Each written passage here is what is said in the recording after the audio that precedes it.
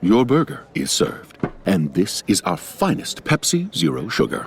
Its sweet profile perfectly balances the savory notes of your burger. That is one perfect combination. Burgers deserve Pepsi. Before we get started, I want to let you in on a game changer. I've recently joined Modern Football Technology as an advisor, and I did it for one reason. This platform is the future of in-game coaching. If you're waiting until halftime to make adjustments, it's already too late. Modern Football gives you true real-time tendencies, accurate, automated insights delivered at the speed of the game. You'll know what's working, what's not, and how your opponent is adapting all before the next drive. Top programs across the country are using it right now. Bishop Gorman, Lake Travis, North Shore, Mater Dei, St. John Bosco, DeSoto, Union, and Liberty, just to name a few. We set the standard for how scouting, film breakdown, and play charting should feel: intuitive, precise, and fast. Using error-free touchscreen technology and automated play tagging, you eliminate manual data entry and the hassle that comes with typing. Modern Football delivers real-time results, not guesswork. Check it out at modernfootball.com. The link is in the show notes. Modern Football, real-time tendencies, real-time results.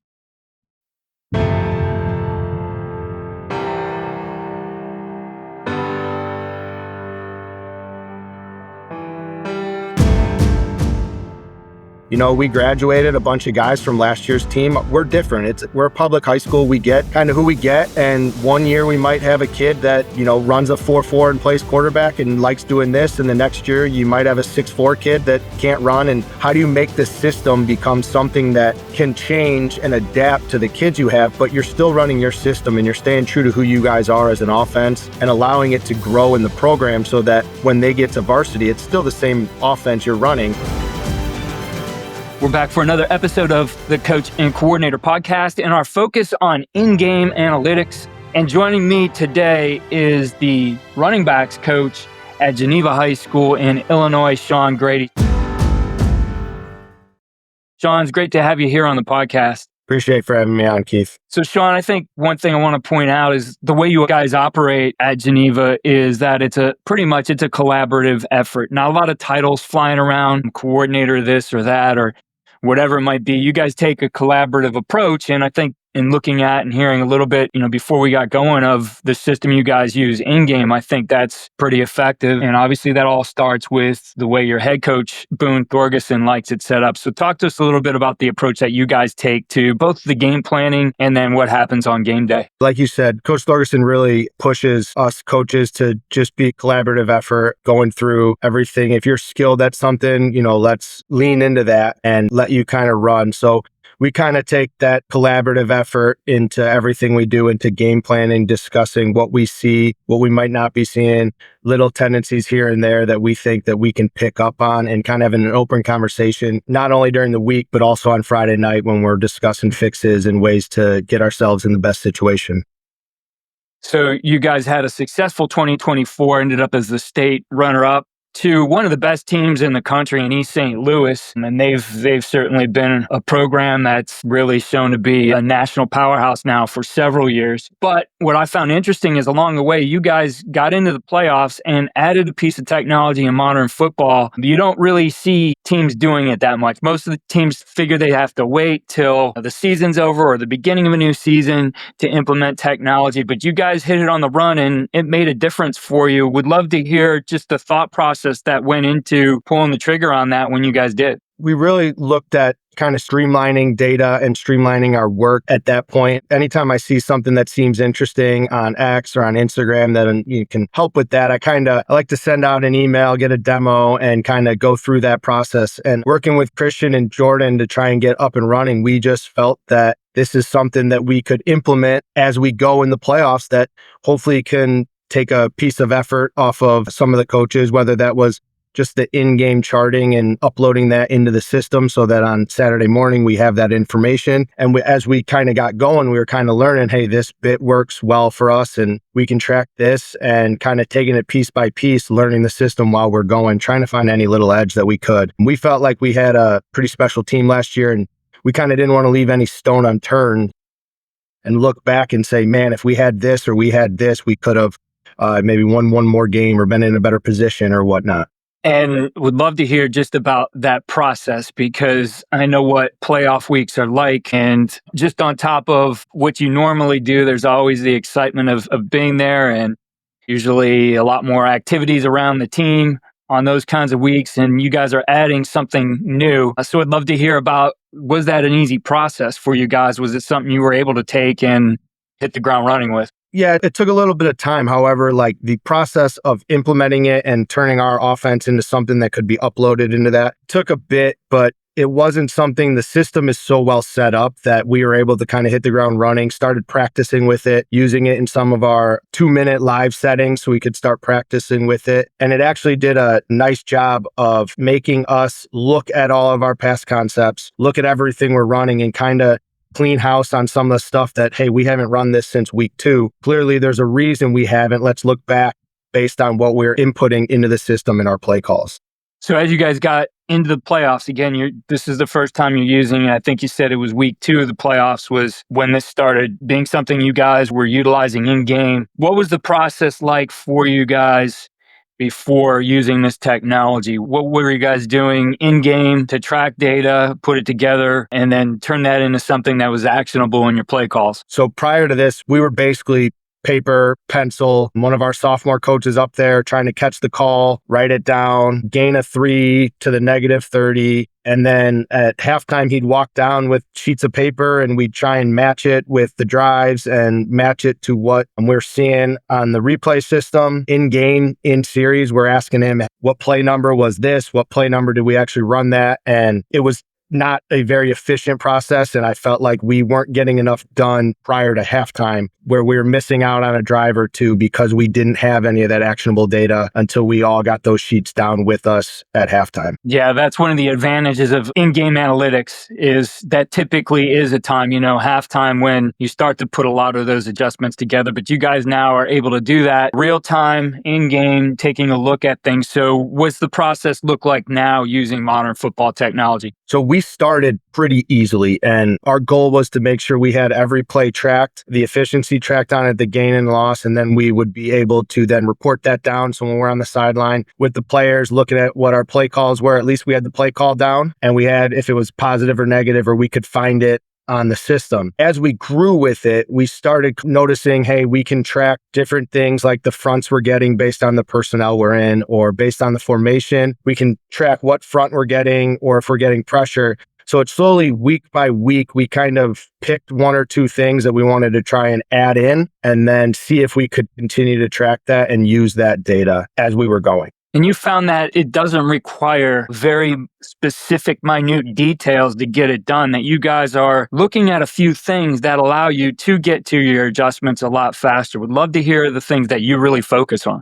Correct. So one of the few things we look at is the fronts. We spent a lot of time on the fronts this past year trying to figure out, hey, if we're in 21 personnel and we're setting our H-back to here, are we getting a specific front? And is that confirming what we looked at throughout the week and what we thought we might get? That allowed us to then make adjustments, or allowed us to hopefully dictate to the defense what front they were going to be in. So we knew before we got to the line of scrimmage, hey, if we're in this formation, we're going to get an under front out of them. We like this and this and this. Based on that front we're going to get. We also track just different things with pressures, yes or no. Are they bringing pressure at a certain 3rd and 6 and plus? Are they pressuring a lot on first down? Are they pressuring based on personnel grouping we have in? And taking a look at that and just trying to understand actionable items off of, hey, we're getting pressure or we're getting this front. How do we kind of make the next chess move and make sure that we're in the right situation so our kids can make plays? Situationally, then, you're really looking at, and I imagine, you mentioned third, but this also applies to red zone, the break points. When does a team start to pressure more? Is it the long yardage situations on third down compared to what they do maybe on short, or as you're hitting the red zone or getting close to the red zone and getting into it, where are they starting to dial up the pressure a little bit more? So how useful has the technology been in helping you to pinpoint those things right away? Night and day compared to what we were doing. Like I said, we went from writing it down to try and then, hey, I think where this play was at the -14. We were able to take the data that we have and that we understood based on our scout throughout the week, based on whatever we decided to input, 3 to 5 games. And we decided, hey, at this break point, they're going to go more man, or this is where they start pressuring when they start getting down in the red zone. And we're able to use that information. And then now, based with the modern football, to confirm that a whole lot faster. The first time we're down there, we're like, hey, it is confirmation. This play was snapped at the 22. They stayed in their base. Our next play was snapped at the 17, and they changed completely how they're playing defense. And we can go back to what we looked at during the week, confirm that, and understand how we can make play calls and get ourselves in better play calls based on that information. The other thing you mentioned to me that you guys really like to look at is play families. And again, when you look at any data, too much data is not going to be helpful during the game. So something like play families, which is a feature on the input in modern football technology, can really help you guys get to the plays and those play families that are working the best, and also get to what do you need to adjust, or what do you need to call it out of, what formation is best, what personnel group is best. Yeah, we're pretty wordy in our offensive play call. We got a lot of tags with our pass game, and we like to move a lot. We do a lot of motions, which allows us to get into different situations. So being able to group with the new play families where, hey, all of these mesh concepts we think we're going to like in this setting, or hey, all these curl flat combos that we have, or however, our vertical pass game we think is going to work well in this scenario. Now we can click on that play family, and instead of trying to decipher, hey, this tag is a different call than this play. No, they're all the same call. They're all the same family. And it allows us to look at the success rate of that family to understand if this is something that we should continue to get back to, or if it's something that we got to maybe pivot away from and work through some other call. In looking at, again, the process now, which used to be very manual, getting to the exact things and when did this play happen, and finding those things on your sideline replay to make some adjustments there. You mentioned to me that you're getting to those things a lot faster now, especially with play families. Yeah, we're able to, right now with this, we can look back, hey, it was this play number and this drive. We're able to get right to it, get right to the corrections right away, give us time to look at it, match it, and then relay that information to the kids, where in the past we were kind of going on the fly. The kids are watching, we're watching, hey, I think this is this play. Hey, I think this is this play. Now we have that information. Our guy up in the box is giving it to us as we go. We're able to then get on the monitor, talk through our corrections, get it to them succinctly, give them whatever little pep talk, whatever we need to go from there, and let them then relax and let them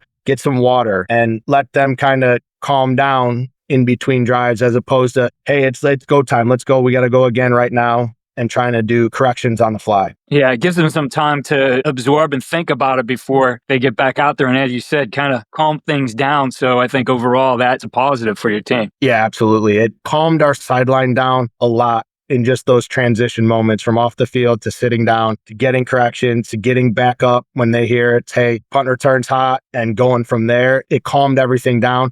It also allowed us as coaches to communicate better and kind of give our offensive coordinator, head coach, kind of the nuts and bolts of what we saw with data. So moving forward for that next drive, hey, we like this because of this. Hey, we like this because of that. This episode is brought to you by Avid Reader Press. Legendary investor Ray Dalio's new book, How Countries Go Broke: The Big Cycle, explains the mechanics behind big debt crises. Larry Summers says Dalio's brilliant iconoclastic approach is an invaluable resource, and Hank Paulson says it provides a solution to what is the biggest and most certain threat to our prosperity. Read it to understand the greatest economic issue of our time. Available now wherever books are sold.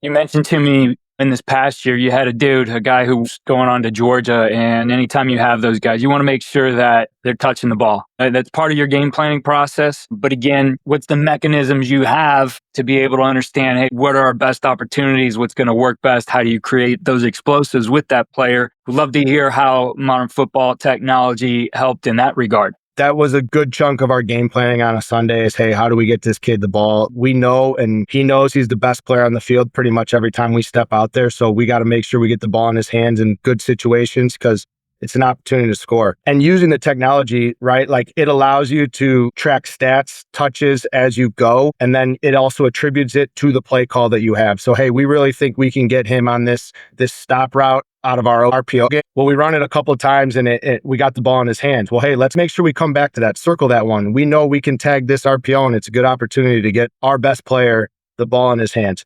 Hey, we really feel like this concept, he's going to bust open because we think they're going to play this coverage. Well, in reality, we get to that and we're going to the backside all the time, or we're going to the other option. Well, why is that? Hey, let's look at the screen, the replay system, and understand, hey, in this look, he's getting doubled. They're taking this away. So, hey, let's now talk about, hey, do we need to move him? Do we need to put him in a motion? Do we need to exit him? Do we need to flip which side of the formation he's on? All these different ways where we can put our kids in the best opportunity to get the ball. And in this case, with our kid, like he's a unicorn, he's one of a kind for a kid at Geneva High School. Like we need to utilize this and get the ball in his hands because we are a better team when he's touching the football. And looking at the workflow, coach, I know you told me you're down on the field, you have a coach in the box, and then your head coach is the play caller. Talk to us a little bit about that workflow between series. I know you mentioned you can get things quicker and it calms down your players, but between the three of you, how does that work? What we have done is now that we put our receivers coach up in the box, we kind of like to me and him will get on a different channel. We'll kind of discuss what we've seen, go through kind of some of the data, what we're seeing based on what we're being told. Hey, this play family's working. Hey, this pass concept looks good. Hey, we're getting this front all the time. We really need to look at this run game, this gap scheme. Hey, they're really heavy on our H. Let's move him. And then we kind of come up with kind of a plan based on those analytics and data. And then we can give that to our head coach and play caller in a consumable way so that he's able to take that information and go to his call sheet and understand, hey, we like this look based out of this system. Let's get back to that this coming drive. We found prior, we're scrambling, hey, we kind of like this. We kind of don't like this. And he's, kind of saying, look, guys, you got to give me something tangible. He's up helping with a penalty that was on the defense. Are we backing him up? Hey, are they going to punt? What are they going here? Like, he's got a lot of stuff going on. So we're trying to give him the most digestible information. And when we were handwriting it and trying to understand and going from the iPad, like I said, kind of that chaos of the sideline, it was hard for us to give him that information, which then in turn made it hard for him to be actionable and put that into the next drive. I know you're not the guy, you're no longer writing it down, but utilizing the iPad. What's been the feedback on that from going to pen and paper to a tablet? It's been a life changer, not only for just basic workflow of, hey, we get off the field on Friday night, it's on the tablet, it's uploaded, it's in our system, it's tagged, it's ready to go for us. So if we want to watch it Friday night, if we want to get up early, watch it Saturday morning, it's ready to go. And then on top of it, in game, it's kind of like you always say the eye in the sky doesn't lie with film. Well, like the tablet tells us what play we ran and it told us it was this gain or it was this loss. So it's kind of just like irrefutable evidence and data for us to go off of instead of it being well, I thought it was a good play. Well, our data tells us that it has not been a good play for us. And that has carried over too into just our weekly game planning and some of our spring meetings. Like, hey, we really thought this was a good concept for us because we had the full data and it was easier and we were able to implement it all in because not a great concept for us. Maybe we don't spend so much time on it this summer and install because we have not been using it. And I think moving forward too, having multiple years of data will just allow us to refine our offense and our game plan and our calls even better than we have in the past. That's an important part of it too, is how does that evolve over the course of the season? What stays in the game plan? What gets kicked out? Or how do you make something better? And, when you have good data behind it, you are able to make those decisions. I think in football in general, the last thing we want to do is waste time, whether that's practice reps, whether it's game planning time, trying to decide all those things. I think you guys probably see this as an opportunity, especially now summer, going into the fall. Every team's a little bit different. How do you get to that sweet spot of this is who we are, this is what we're going to run this year? I think you see the technology as something that's going to help that. Yeah, I think it's allowed us to have almost like more educated conversations about the concepts and about the success rate that we've had with them, and then using it to pair with who our team is this year. We graduated a bunch of guys from last year's team. We're different. We're a public high school. We get kind of who we get. And one year we might have a kid that runs a 4.4 and plays quarterback and likes doing this. And the next year you might have a 6'4 kid that can't run. And how do you make the system become something that can change and adapt to the kids you have, but you're still running your system and you're staying true to who you guys are as an offense and allowing it to grow in the program so that when they get to varsity, it's still the same offense you're running. It's going to be tweaks, right, from freshman football to varsity, but you're able to build this offense and build these concepts so that you're able to use them for all 4 years of high school and continue to tweak it as they get older. So to wrap up, Coach, what advice or what would you say to a coach who's maybe on the fence right now on if in-game analytics is something they really want to get into and if it could help their program? My biggest advice for anyone is just, even if you dip your toe in, start somewhere. Check a front, track a run concept, track a play, and see if you like it. You might think it's too much data, it's going to give you too much information, but at the end of the day, you're going to decide what works for you, and you're going to get the data out that you want to get from it. Modern football does a great job of allowing you to use this in-game analytics and allows you to pick and choose what you want to get. If you don't want all that information, that's totally fine. Hey, but there might be some piece of information that's going to allow you to get into a call, a game, an important game that could be the difference between winning and losing. And you don't want to be thinking back and saying, hey, if we just had known we were always getting this or we were always getting this front and this personnel earlier, maybe we would have won that game. And us as a coaching staff have felt that in the past where, hey, if we had known this earlier in the first quarter, I feel like we would have been able to make an adjustment. And now we're able to do that in game at a faster pace, as opposed to waiting until halftime or seeing it after the game, watching on film, being mad about it.